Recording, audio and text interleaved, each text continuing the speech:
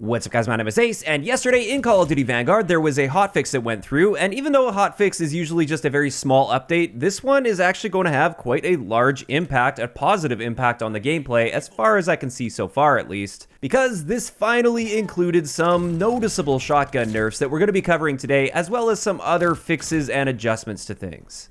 Now, before we get into these shotgun changes, let's quickly blast through a bunch of the other changes that went through with this little update. First up, long shots will now count if you get a kill with the incendiary rounds. So previously, if you shot somebody at a long range, and then it was the fire damage that killed them and not your actual bullet damage, you wouldn't be awarded a long shot kill, whereas now you will. And on top of this, something that wasn't mentioned in these patch notes, but is working now, is with the Panzerfaust long shot challenges, they're apparently now counting as long shot kills without having to get a direct impact, whereas previously, you had to get a direct impact for it to count as a long shot kill for your camo challenges. Now, on top of that, they made it so you can actually see the camo challenge requirements on the well gun. That's something that was bugged out since it was added.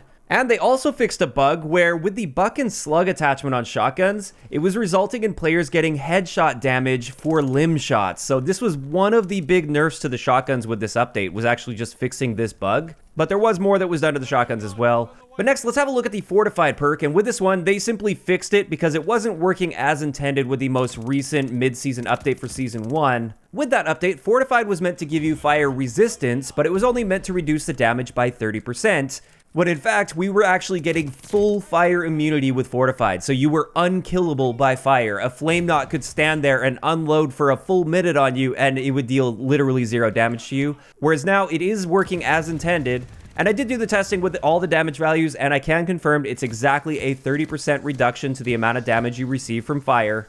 And this is great news, and what this now means is it's still going to take a little bit longer for a flame knot, for instance, to kill you if you're using Fortified. You've got a little bit more time to fight back, but they can kill you at least. And also, you can spend quite a bit more time standing in an incendiary grenade, or on a thermite, or on a Molotov, but a direct impact from a Molotov or thermite is guaranteed to kill you if you're using Fortified, unless you manage to stim in order to counteract that damage. So there we go, that's Fortified. It's great to see that's now working as intended, and we can once again start using flame knots and feel comfortable about that. After that, they fixed a couple kill streak bugs. There was one bug where you could get essentially infinite ammo on the Death Machine and the War Machine if you were playing a round-based game mode. You can no longer do that, and then apparently there was also a bug where sometimes players wouldn't be retaining their kill streaks in between rounds without even dying. So it's nice to see that that has been taken care of as well. And with that, we can finally move into the shotgun balancing here. And I'm going to look at this more from a practical standpoint rather than exact damage values, because things get a little bit strange when it comes to shotguns there. So I want to look at this in a more practical sense, looking at the actual meta shotgun builds. And let's start it off with the combat shotgun. And for those that aren't aware, this is the meta build, although some people maybe swap out the odd attachment here or there. This is more or less the meta build for the combat shotgun, or at least it was. And pre-patch, with this build, you were almost guaranteed a one-shot kill as long as you hit at least one pellet on your target within about 12 meters or so. So this was insanely forgiving. You could have an insanely wide hipfire spread, and you could just have the enemy somewhere remotely close to the center of your screen. You didn't have to be perfectly precise and right on target or anything. They just had to be somewhere toward the middle of your screen, and you'd be getting extremely consistent one-shot kills within about 12 meters. Now, after this update, which nerfed the buck and slug attachment specifically, which is the attachment that makes it so powerful, we can still get a one-shot kill hip firing at 12 meters, but that's only if we're nicely centered on the target and we're hitting a lot of pellets in the process. So it still has that great potential, however, it's a lot less forgiving now. If you're not nicely centered on your target, as you can see here, you're only going to be getting those extremely consistent one-shot kills with this within about 7 meters.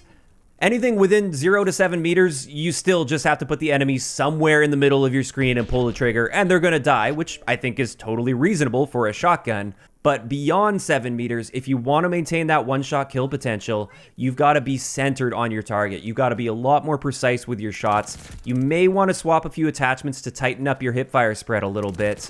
And also, you may want to consider aiming down sight more often, because that will also tighten up your spread. As for the other problem shotgun pre-patch, this is the Akimbo double barrel shotgun, and with this one, they reduced its damage across the board. And unfortunately, I didn't have any pre-patch testing with this, so I don't have anything to compare it to directly, but I'll show you guys what it looks like after the patch patch at least. And with this, it looks like our maximum one-shot kill potential, assuming we're literally just firing one of the guns, is about 2.3 to 2.5 meters. So you have to be right up close and personal in order to get a one-shot kill with this.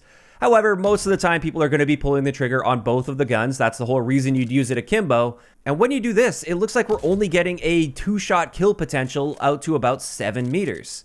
So again, just like with the combat shotgun, anything beyond 7 meters, and these are going to be a lot less consistent now. And at least based on this testing that I've done so far, keeping in mind I haven't really played a bunch with and against these yet in public matches, these really seem like they're excellent changes on paper. I'm 100% fine with a shotgun dominating everything within 7 meters, but beyond that 7 meters, I think it's reasonable to expect at least some level of precision if you want to maintain a one-shot kill potential, especially with that combat shotgun.